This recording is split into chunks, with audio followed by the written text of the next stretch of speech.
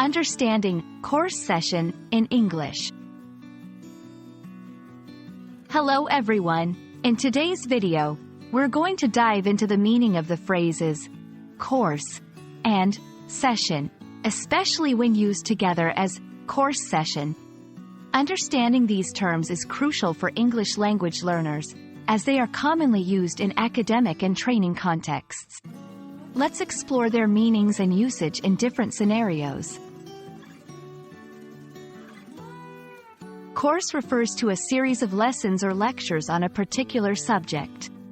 It is typically part of an educational curriculum and is designed to impart knowledge or skills in a specific area. Courses can be found in schools, universities, or even in professional training programs.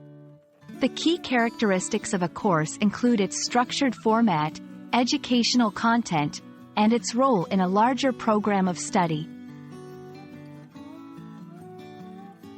Now, let's talk about a session. A session is a single meeting or class in a series within a course. It could be a lecture, a workshop, or a discussion group. The focus here is on the individual meeting as part of the broader course.